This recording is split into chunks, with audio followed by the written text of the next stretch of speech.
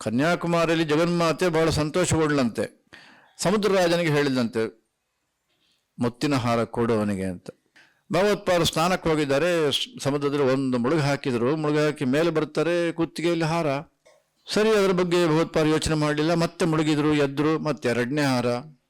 132 ಅವರು ಹೇಳಿದ ಸಂಖ್ಯೆ. 132 ಹಾರ ಕುತ್ತಿಗೆಗೆ ಬಿತ್ತು. ಮುತ್ತಿನ ಹಾರ ಎಲ್ಲ ಬಿದ್ದಿದ್ದು. ಭಗವತ್ಪಾದರು ಯೋಚನೆ ಮಾಡಿದರು, ಏನು ಹೀಗೆ? ಕೇಳಿದ್ರಂತೆ ನೀವು ಸಮುದ್ರಕ್ಕೆ, ಏನು ಸಮಾಚಾರ ಇದು ಅಂತ. ಇಲ್ಲ, ನಿನಗೆ ಕೊಡಬೇಕು ಅಂತದ ಜಗನ್ಮಾತೆ ಅಪ್ಪಣೆ ಆಗಿದೆ, ಅದಕ್ಕೋಸ್ಕರ ಕೊಟ್ಟೆ ನಾನು ಅಂತ ಹೇಳಿದ್ರಂತೆ. ಸಮುದ್ರ ರಾಜ ಹೇಳಿದ. ಭಗವತ್ಪಾದರು ಹೇಳಿದಂತೆ, ಇಲ್ಲ ನೀನೇ ವಾಪಸ್ ತಗೋ.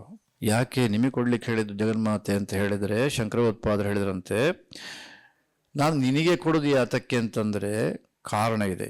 ಜಗನ್ಮಾತೆಗೆ ಕೊಡ್ತಿದ್ದೆ ನಾನು, ಕೊಡೋದಕ್ಕಾಗೋದಿಲ್ಲ. ಈಗ ನನಗೆ ಹಾಕಿದ್ಯಾ ನೀನು, ನನಗೆ ಹಾಕಿದ್ದನ್ನು ನಾನು ಕೊಂಡೋಗಿ ತಾಯಿಗೆ ಕೊಡೋದಕ್ಕಾಗೋದಿಲ್ಲ. ಈಗ ನೀನು ಹಾಕಮ್ಮ ಅಂತ ನಾನು ಕೊಡೋದಕ್ಕಾಗೋದಿಲ್ಲ.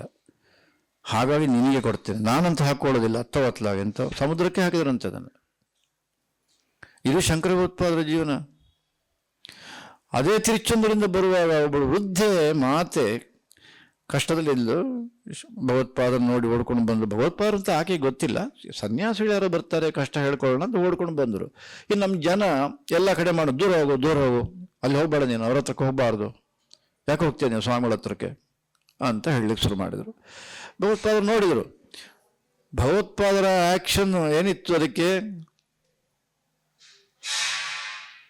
ಹೇಳ್ತೇನೆ ನೋಡಿ. ಈಗ ಅದನ್ನು ನೋಡಿದರೆ ಭಗವತ್ಪಾದರು ನೇರ ತಾವೇ ಆ ವೃದ್ಧಿ ಹತ್ರಕ್ಕೆ ಹೋಗ್ಬಿಟ್ರು. ಹೋದವರೇ ಏನಮ್ಮ ಅಂತ ಕೇಳಿದ್ರಂತೆ. ಆಕೆ ಸಮಸ್ಯೆ ಬಗ್ಗೆ ಹೇಳಿಕೊಂಡ್ರು. ಆಗ ಭಗವತ್ಪಾದರು, ನಿನ್ನ ಕೈಯಲ್ಲಿ ತೂತಾದ ತಂಬಿಗೆ ಇದೆಯಲ್ಲ ಅದನ್ನು ಕೊಡು ಅಂತಂದರು. ಆಕೆಗೆ ಬಹಳ ಸಂಕೋಚ. ತೂತಾದ ತಂಬಿಗೆಯನ್ನು ಕೊಡು ಅಂತ ಹೇಳ್ತಿದ್ದ, ನನ್ನ ಕೊಟ್ಟರೆ ತೂತಾದ ತಂಬಿಗೆ ಕೊಡೋದು ಹೇಗೆ ಅಂತ ಭಾಳ ಯೋಚನೆ ಮಾಡ್ತಾ ಇದ್ರು. ಭಗವತ್ಪಾದರು ಮತ್ತೆ ಮತ್ತೆ ಎಲ್ಲ ಕೊಡೋದನ್ನ ಅಂತಂದ್ರೆ ಕೊನೆ ಕೊಟ್ಟರು. ಕೊಟ್ಟು ಕೈಯಲ್ಲಿ ಹಿಡ್ಕೊಂಡು ಸ್ವಲ್ಪ ಹೊತ್ತು ಕೈಯಲ್ಲಿ ಇಟ್ಕೊಳ್ಳಿಲ್ಲ ಭಗವತ್ಪಾದರು. ಇದನ್ನು ಅವರೇ ಹೇಳಿದ್ದು ಜೀವನಾಡಿ ಶಾಸ್ತ್ರದಲ್ಲೇ. ತಕ್ಷಣ ಮತ್ತೆ ಆಕೆ ಕೈ ಕೊಟ್ಟರು. ಜನ ಎಲ್ಲ ನೋಡ್ತಿದ್ದಾರೆ. ಕೊಟ್ಟು ತಕ್ಷಣ ಹೇಳಿದ್ರಂತೆ, ನೋಡಮ್ಮ ನೀನೀಗ ನೇರ ಮನೆಗೆ ಹೋಗು, ನಿನ್ನ ಸಮಸ್ಯೆ ಎಲ್ಲ ಪರಿಹಾರ ಆಗುತ್ತೆ, ಏನು ಚಿಂತೆ ಮಾಡಬೇಡ, ನೀನು ಈಗೆಲ್ಲ ಏನು ನೋಡ್ಲಿಕ್ಕೆ ಹೋಗಬೇಡ, ನೇರ ಮನೆಗೆ ಹೋಗು, ಆಮೇಲೆ ನೋಡು. ಆಕೆ ಹಾಗೆ ಮಾಡಿದ್ಲು. ಬಂದು ನೋಡ್ತಾಳೆ ಮನೆಯಲ್ಲಿ, ಅದು ಚಿನ್ನದ ತಂಬಿಗೆ. ತೂತಾರ ತಂಬಿಗೆ ಕೊಟ್ಟಿದ್ದು ಭಗವತ್ಪಾದರು ಒಂದ್ಸರಿ ಸ್ಪರ್ಶ ಮಾಡಿ ಮತ್ತೆ ಪುನಃ ಕೊಟ್ಟಿದ್ದು, ಅದು ಮತ್ತೆ ಚಿನ್ನದ ತಂಬಿಗೆ. ಜನಗಳಿಗೆ ಅವರ ಕಷ್ಟ ದೂರ ಆಗಬೇಕು ಅನ್ನೋದಕ್ಕೆ ಕನಕಧಾರಾ ಸ್ತೋತ್ರ, ಈ ರೀತಿಯ ಘಟನೆಗಳು, ಈ ತೂತು ತಂಬಿ ಘಟನೆಗಳು ಒಂದಲ್ಲ ಎರಡಲ್ಲ ಹೇಳ್ತಾನೆ ಹೋಗ್ತಾರವರು. ತನಗೆ ಒಂದು ಕೂಡ ಇಟ್ಟುಕೊಳ್ಳಿಲ್ಲ. ಸ್ತೋತ್ರ ಮಾಡಿದ್ರು ಜನಗಳಿಗೆ ಉಪಕಾರ, ಅವರಿಗೆ ಸ್ತೋತ್ರದ ಅವಶ್ಯಕತೆ ಏನಿತ್ತು? ಏನೂ ಇಲ್ಲ.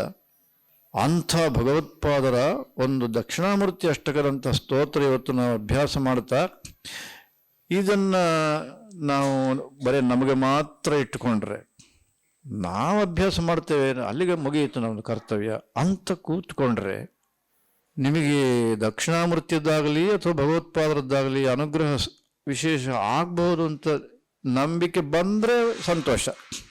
ಇಲ್ಲ, ಇದು ಎಲ್ರಿಗೂ ಉಪಕಾರಕ್ಕೋಸ್ಕರ ಕೊಟ್ಟಂತಹದ್ದು ಅಂತ ಭಗವತ್ಪಾದರ ಒಂದು ಬಗ್ಗೆ ನಿಮಗೆ ಮನಸ್ಸಿಗೆ ಬಂತು ಅಂತಂದರೆ, ಆಗ ನಾವೆಲ್ಲರೂ ಕೂಡ ಈ ಕ್ಷಣದಿಂದಲೇ ಎಲ್ಲರಿಗೂ ಹೇಳುವಂಥ ಕೆಲಸವನ್ನು ಮಾಡುವ. 10 ಶ್ಲೋಕ ಇನ್ನಿರೋ ದಿವಸಗಳಲ್ಲಿ 1000 ಜನಕ್ಕೆ ನಾವು ಹೇಳಿಕೊಡ್ಬೋದು, ಏನು ಅಭ್ಯಂತರ ಇಲ್ಲ. ಅವ್ರು ನೋಡಿ ಹೇಳ್ಕೊಳ್ತಾರೆ, ಆಮೇಲೆ ಮತ್ತೆ ಅಭ್ಯಾಸ ಮಾಡಿಕೊಳ್ತಾರೆ, ನಮ್ಮೊಟ್ಟಿಗೆ ಸೇರಿಕೊಳ್ತಾರೆ.